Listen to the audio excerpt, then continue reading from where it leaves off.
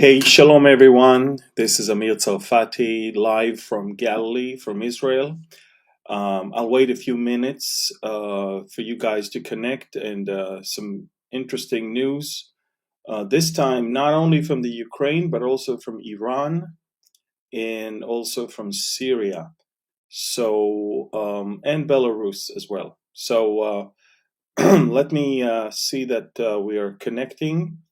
And we can start these breaking news.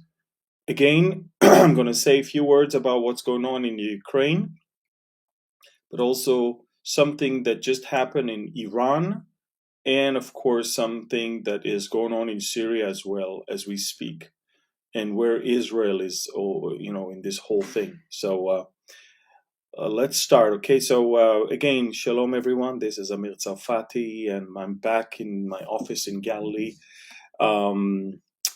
So three things that I want to talk about in these breaking news. The first thing is that there was an attack on in the area of of Bushehr in Iran, close to the nuclear reactor.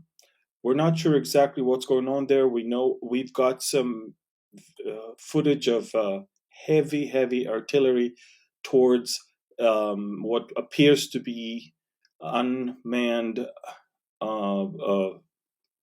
vehicle, basically aerial vehicle. So it's a drone. So we're talking about an attack of drones on what could be a nuclear facility over there in Bushehr.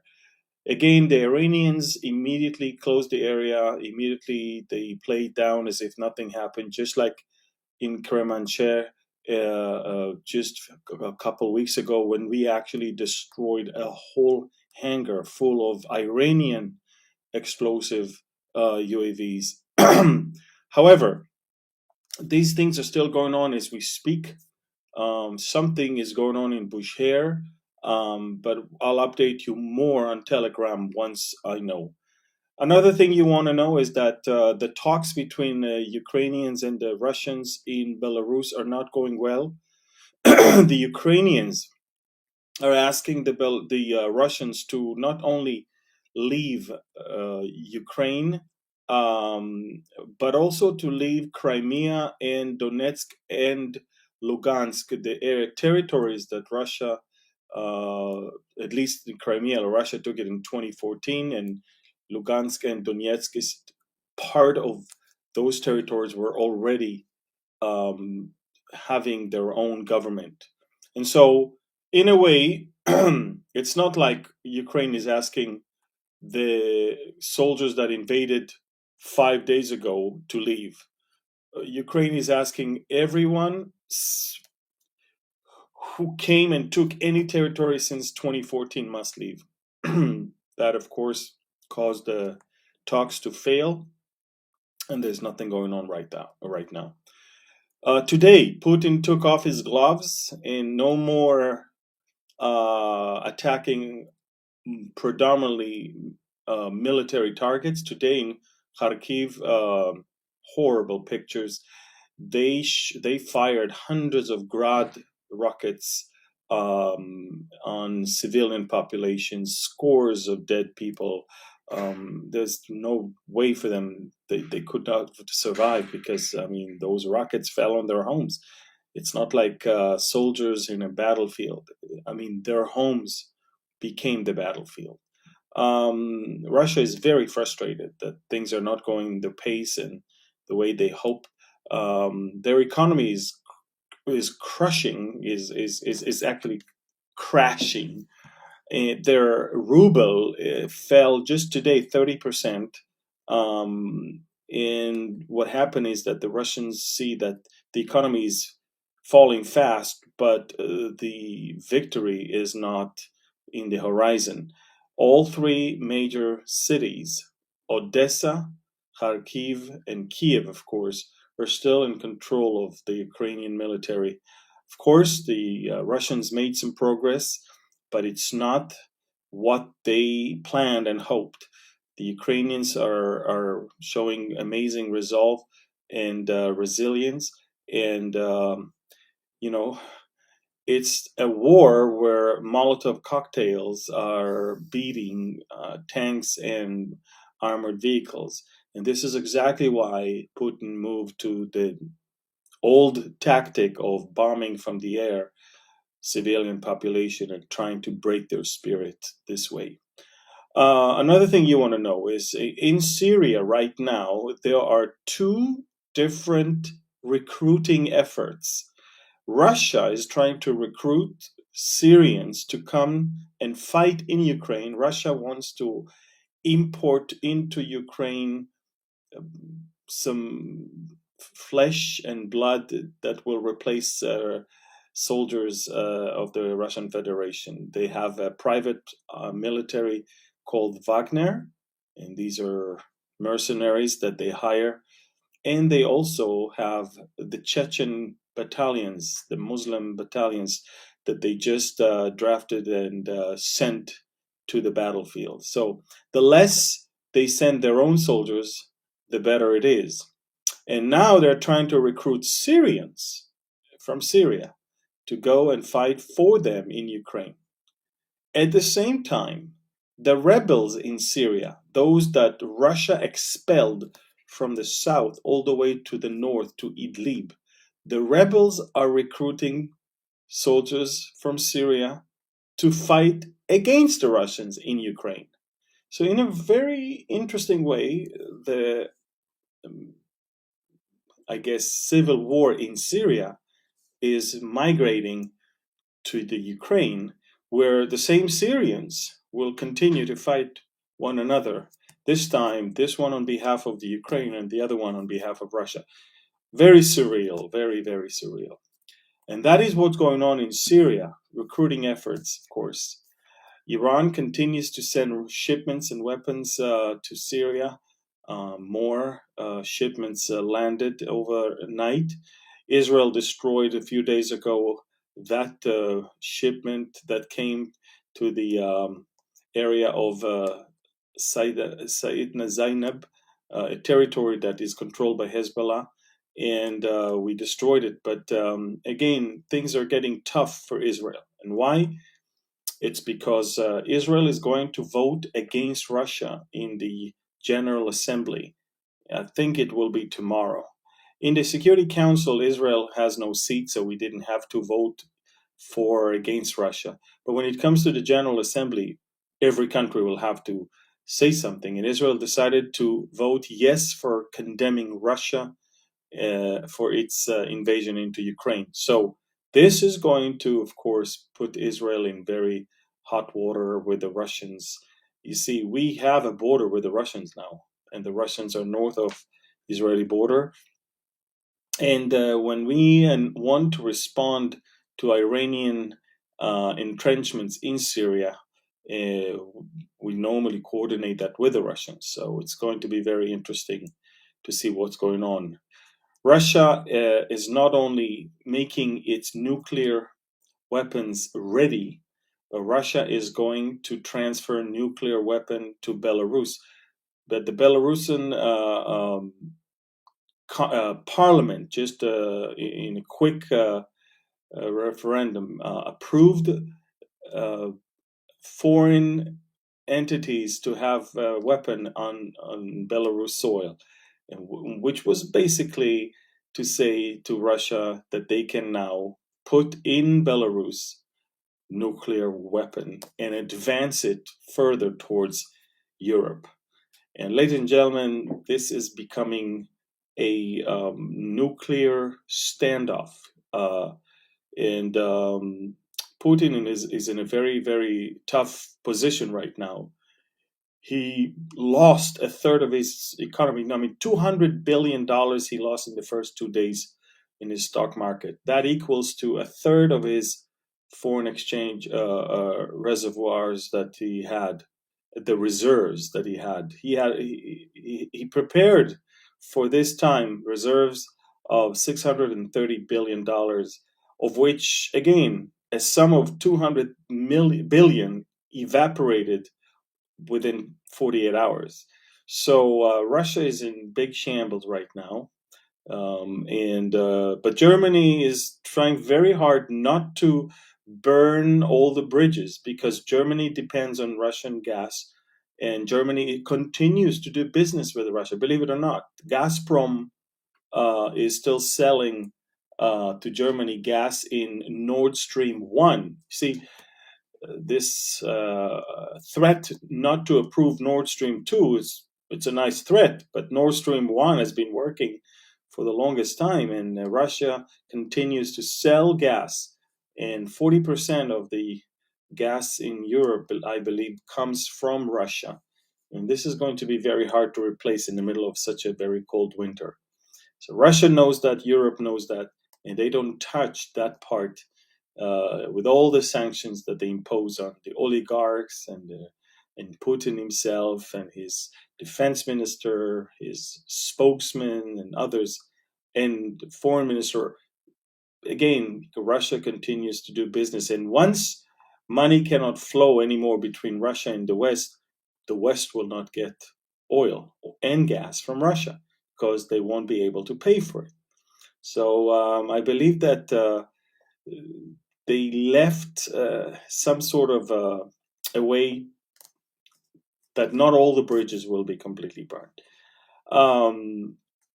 Again, Russia is now banning over 30 countries from landing in Russia or passing through Russian airspace. Now, let me make it very clear. Russia, if you look at the map of the world, is a gigantic piece of land. And with that comes a huge piece of airspace. And most of the flights from Asia to America or Asia to Europe or back, they're all flying via Russian airspace. And for them now not to be able to fly there, it's creating a lot of busy airspace elsewhere. So there's a lot of people in many different sectors, in the aviation, tourism, in the technology, security, and of course in the energy sectors, that are now recalculating their steps with all that is going on right now. Again, the breaking news is that an attack is going on right now in Bushehr, in the area of the nuclear reactor in Iran. We know that, well, I have videos of several UAVs that are being fired at by the artillery and the air defense system of that area. Very interesting. That is going on and happening 2 weeks after supposedly, allegedly, the Mossad, through with UAVs that it used, destroyed in the area of Kermanshah, destroyed a whole hangar where Iran was keeping its own suicide drones over there. Again, as I said, the talks in Belarus between Ukraine and Russia collapsed. The Ukrainian demand is that all Russian soldiers will leave not only Ukraine mainland, but also Crimea and Donetsk and Lugansk. Of course, this is, you don't expect that to happen. The Russians, of course, refused. It's probably not going anywhere. In fact, today, Putin took off his gloves. I guess he's super angry that things are not going the way he wanted. And today he went back to his old ways of what he does in other places, such as Syria. And he's today attacking civilians like never before in this short war. In Kharkiv, I have footage that you can see on my Telegram channel where hundreds of Grad missiles landed on civilian population. I'm trying not to show graphic images there, but dozens of casualties. I'm talking about at least 100 casualties just from that particular incident alone. You see, they just launch. I mean, it is crazy how they just launch rockets. I mean, literally everywhere there are civilian houses. The Russians are now telling the population of Kiev that there is a safe passage for Kiev residents who wants to flee. There's a safe passage for them that the Russians have secured and they can leave the city. Of course, the Russians want as many civilians to leave because then whoever is left is the ones they want to kill because these are the resistant movement. They want to clean the city, put a puppet government that will no longer dance to the music of NATO and the West. And this is something that it was made pretty obvious by Putin's actions as of late. So, folks, again, breaking news: UAV attack in Bushehr, recruiting efforts in Syria for both sides. Belarus is going to become nuclear with nuclear weapon that Russia will deploy there, which will be closer to Europe. And of course, we heard that the talks collapsed, and in fact, the war has intensified. The Russians are now attacking civilian population as a target. If it was a collateral damage earlier and the main target was just military installations, now it's no longer the case, at least not of the last few hours. Kharkiv, Kiev, and Odessa are still in Ukrainian hands, and that was not the plan. The Russians planned on having those three major cities of Ukraine falling within 48 hours. It's been almost 5 days now, and they're still standing, and they're still without Russian full control. The Russians made great progress in the Sea of Azov, and in that territory, all the coast of Ukraine is now taken by Russia. The city of Mariupol is now being surrounded from all sides, and this is the last stronghold along the coast of the Sea of Azov, which is in the lowest point of Donetsk. And so there's so much that is going on right now. I'm reporting non-stop on my Telegram channel. Please subscribe, download Telegram Messenger, find Amir Tsarfati. I've got about 242,000 subscribers. It's easy to find me. And join the channel and you'll get non-stop, of course, reports on things that are going on. Again, there's so much that is going on. I cannot go live all the time, so I try to cram as much as I can right now for the events of the last few hours. But again, the breaking news was that not only Ukraine has some interesting things going on, terrible things, not interesting, but even in Iran right now, there was an attack, a UAV attack on the area of the nuclear reactor in Bushehr. Again, the Iranians will not tell you what happened. We will probably find out in a few days. But what we do know is that heavy gunfire towards the sky to hit those UAVs was not only heard, but also videotaped. So I'm going to post it in a few minutes. Again, the talks failed in Belarus. Belarus is actually attacking Ukraine with Iskander short-range ballistic missiles. So they're hosting these talks, but they're one of the countries that is attacking Ukraine right now. And the Belarusian parliament approved the possibility that Russia will actually put a nuclear weapon on Belarus soil. And so the situation is escalating. Most of Europe and, of course, America closed their airspace for Russian planes. Russia is now closing its airspace for over 30 different countries. And I'm not sure if you understand what it means. It means that a huge chunk of planet Earth will have almost no planes flying above it. And that means that all the planes will have to fly in a different route, and that makes the rest of the routes pretty busy. And lots of flights will be canceled, that's for sure, and that will affect traffic for tourists, traffic for business, traffic for freight, and more. So the effect of this war will be felt in so many different levels. Again, the ruble is just collapsing. 30% drop today in the Russia actually closed its stock market, suspended all trade, but in the early trade, before it was open, it already dropped 30%. And if the Russians will open their stock market, it will continue to drop, because business has come to a standstill in Russia, while the rest of the world is doing business with one another. This is it for now. Please share this breaking news with as many people as you can. Much of what you heard here is stuff that you will not find anywhere else. Please follow me on Telegram, and I promise to give you more information. Again, a lot of people are asking me, are we in the tribulation? What is going on?